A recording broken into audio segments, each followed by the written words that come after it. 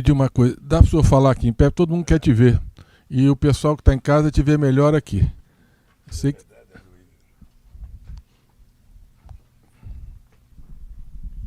Na verdade, o microfone e um público já me anima a falar um pouco aqui.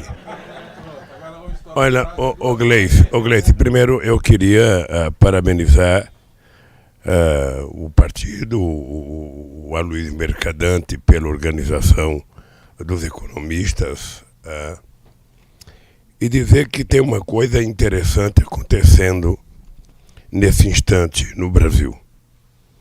Eu acho, Aloysio, que na última reunião que nós participamos, a palavra indignação, ela voltou a ganhar uma certa força no nosso meio, porque a verdade é que a sociedade estava um pouco alquebrada depois das eleições de 2018 e do comportamento dos meios de comunicação que voltaram a adotar a política do pensamento único.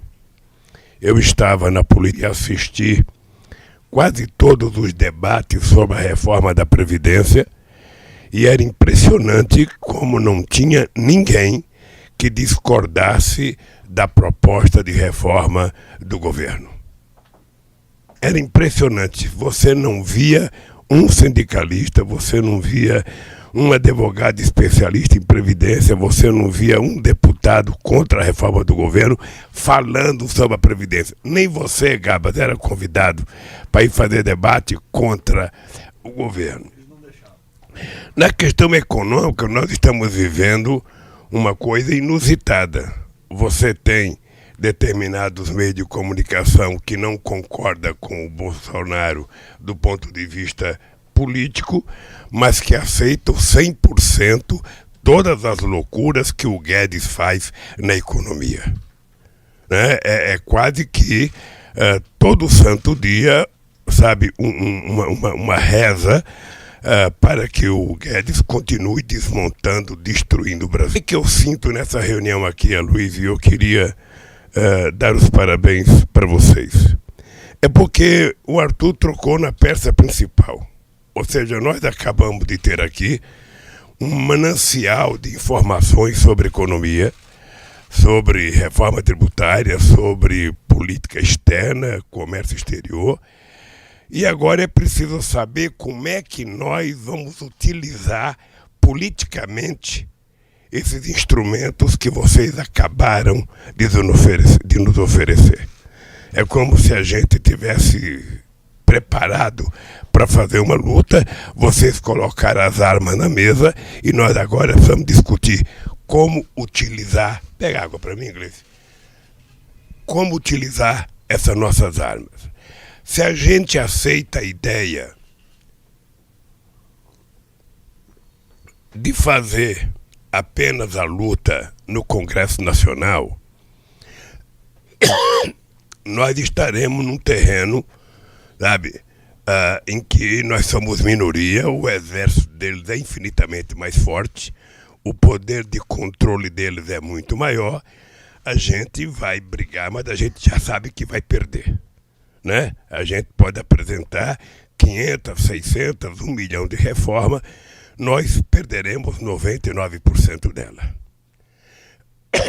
Eu acho que nós não poderemos nos conformar com isso. Então é preciso saber como a gente trabalhar a construção de narrativas capazes de convencer a sociedade.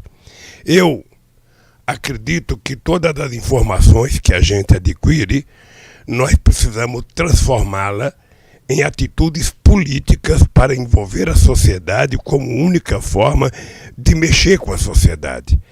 Há uma parte da sociedade, sabe, que foi anestesiada, sabe, que pelo medo, pelo massacre dos meios de comunicação. Como é que a gente vai fazer isso? Porque o massacre é na televisão, todos os canais de televisão comungam com a visão econômica do Guedes. Os rádios, quase todos os rádios comungam, são os principais jornais do Brasil. Quando tem um artigo contra, tem 99 favorável, e a internet, eles conseguem ter uma participação muito maior do que a nossa. Como reverter isso, então, companheira Gleice? Você, como presidenta do partido, seria importante que aqui tivesse o presidente da CUT, quem sabe outras lideranças sociais, porque nós precisamos suprir essa deficiência de vencer essa guerra. Como é que a gente vai fazer? Quais são os locais de luta que nós temos? O Congresso, ele é desfavorável na Câmara e no Senado. No Poder Judiciário, entrando com medidas e mais medidas, nós vamos perder, porque também são favoráveis. No mundo do trabalho, ou seja, o movimento sindical está muito fragilizado economicamente. O governo tentou desmontar o movimento sindical e conseguiu fragilizar economicamente, e sem dinheiro não dá para você fazer a organização dos trabalhadores como você fazia antigamente. E nós precisamos então convencer os sindicalistas de que, não tendo dinheiro para fazer as coisas que pareciam ser fáceis, é preciso fazer um pouco mais de sacrifício.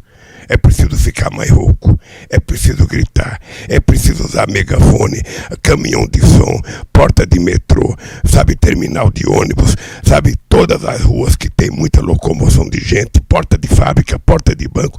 É preciso gritar aos quatro cantos o que está acontecendo no Brasil, porque é um desmonte total daquilo que nós construímos durante 70, 80 anos. É um desmonte. E muita gente, sabe, está vendo o Brasil jogar fora aquele princípio de soberania que nós construímos, né? Porque as pessoas pensam que soberania é defender a Petrobras. Não, soberania é defender o país, é defender o emprego, é defender o salário, é defender a renda, é defender o consumo, é defender a educação. Então, o que eu acho que a gente tem que fazer, Luiz? Eu acho que a gente tem que, Gleice, o partido tem que voltar a ser um partido de rua. O partido não pode jogar suas fichas só no Congresso Nacional, sabe? E nem os deputados podem jogar as fichas dele na atuação dele lá dentro. Além da atuação de enfrentamento político e ideológico lá dentro, sabe, o nosso deputado precisa, como fazem durante a campanha, voltar aí para a rua, panfletar, gritar, xingar, discutir e debater. O movimento sindical precisa fazer a mesma coisa. A mesma coisa, nós temos quase 4 mil sindicatos. Se cada sindicato resolver ir para a rua defender o emprego, defender o salário, defender a educação, sabe, a gente tem um exército potencial. O que nós não estamos conseguindo é mobilizar essa gente. Outro dia eu vi uma entrevista tua, ou numa reunião do PT, que você falava como mexer com a nossa gente. Ou seja, eu acho que o movimento sindical está ficando numa situação, companheiros, Arthur, numa situação delicada. Eu, quando estava no movimento sindical, o meu inimigo não era o governo. Eu falava, eu não quero que o governo se meta na minha briga. Era os trabalhadores e os empresários. Está acontecendo um fenômeno. É que o movimento sindical, sem querer, vai ter que brigar muito com o governo agora. Porque é o governo que quebrou toda a estrutura de garantia salarial, de garantia da formalidade, sabe, com os trabalhadores, e, portanto, os trabalhadores, se quiserem brigar contra o empreguismo do Uber, contra o empreguismo do cara que entrega pizza de bicicleta para garantir direito, vai ter que brigar com o governo. E vai ter que brigar com o Congresso Nacional. Então, é importante, Gleice, que o partido perceba, e o movimento sindical, que não dá mais para a gente fazer protesto fazendo passeata em Brasília. O protesto será muito mais eficaz se a gente for na cidade do deputado. Se o deputado sentir que ele está sendo pressionado, sabe, nas suas bases, ele pode ter uma posição mais avançada. O melhor período que aquele Congresso viveu foi na Constituinte, e com muita pressão da sociedade. Nós precisamos, porque estamos vivendo uma realidade estranhíssima. De um lado, o Bolsonaro diz que não liga para a economia é coisa do Guedes. De outro lado, ele fala que não entende de muita coisa. Tá? Mas o que acontece? Enquanto ele não liga para nada, o presidente da Câmara, em nome, sabe, de uma alternativa confiável, vai aprovando tudo que o Guedes quer. Tudo, com pequenas mudanças, mas nós estamos vendo aí nossa economia quebrar. Então a sugerência que eu quero fazer para nós aqui é o seguinte, olha, nós temos os instrumentos econômicos, nós temos as informações dadas pelos nossos companheiros, os nossos engenheiros da guerra política, e nós agora vamos fazer uma reunião entre os dirigentes políticos da CUT, os dirigentes políticos do PT, os dirigentes do PCdoB, os dirigentes do PSB, os dirigentes do PSOL e mais quem queira participar para decidir o seguinte, está aqui o nosso arsenal, é preciso saber se nós estamos dispostos a ir para a guerra e como ir para essa guerra. Porque eu acho que é isso que está faltando a gente fazer com o nosso povo. É quase que um processo de animação. Porque eles vão continuar mentindo, eles vão continuar privatizando, eles vão continuar desmontando e eles não têm nenhuma preocupação com o povo pobre. Nenhuma preocupação. O povo pobre não existe numa política em que predomina a financiarização da economia. Numa economia em que a gente não tem mais patrão como a gente tinha antigamente.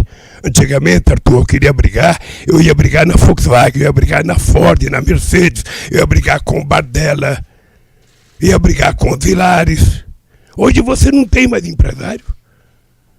Aliás, as corporações não têm mais cara. Então você não tem com quem brigar, dificulta o discurso, dificulta, sabe? E demais, Cleiton, eu acho que você disse uma coisa importante.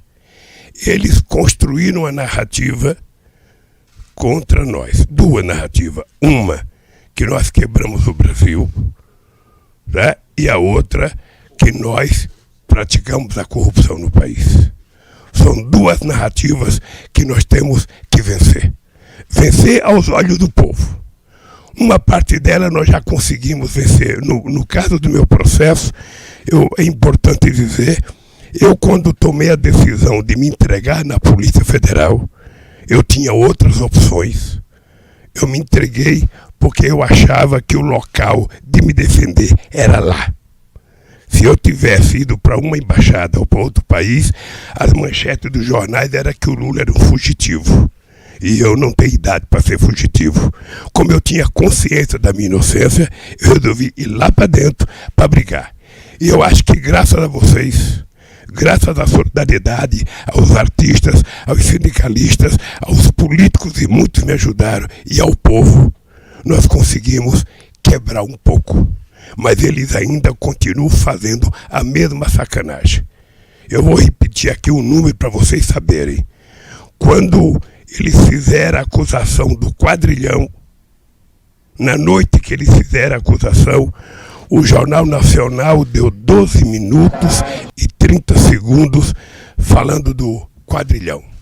Quando o juiz recusou aceitar a acusação, o Jornal Nacional deu 52 segundos. O Bom Dia Brasil, que tinha dado 8 minutos e 30 segundos, na acusação, na inocência, só deu 30 segundos. Tá? Então, é uma briga monstruosa. Vocês viram o que eles fizeram agora, pegaram 2 inquéritos que tinham sido arquivados, um da Polícia Federal e um do Ministério Público Federal, tinham sido arquivados em 2010. Em 2010, eles ontem reativaram uma busca e apreensão para tentar outra vez me envolver nisso. Então eu não tenho outra alternativa a não ser brigar nesse país.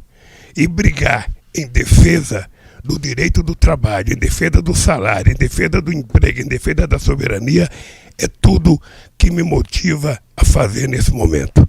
Acho que a nossa bancada tem um papel extremamente importante, mas eu acho que agora está na hora de você fazer um chamamento ao partido. A um partido que tem quase 4 mil diretórios, a uma central sindical como a CUT, que tem quase, 6 mil sindicatos filiados, é colocar essa gente na rua.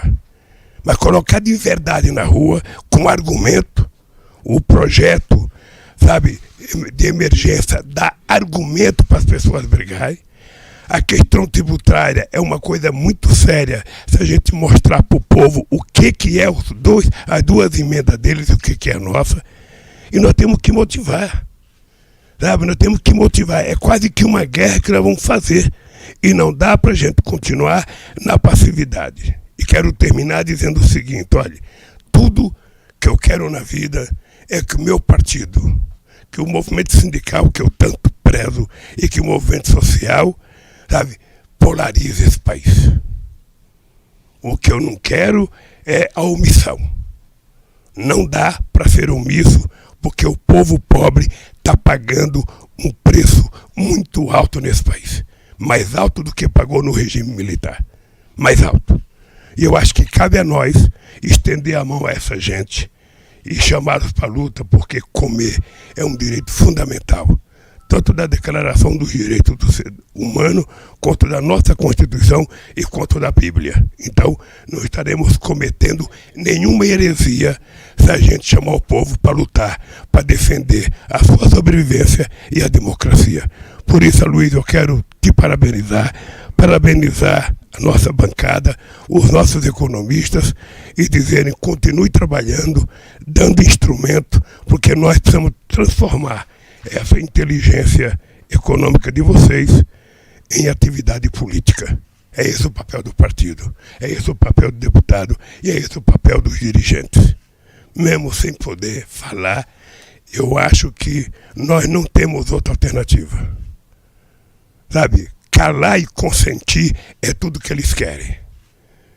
Calar, evitar a polarização entre nós e eles é tudo que eles querem, porque eles querem polarizar, eles e eles, com a gente fora. E nós fomos preparados para a briga e é para isso que o PT nasceu. Por isso, parabéns e obrigado aos economistas por mais essa boa aula de otimismo.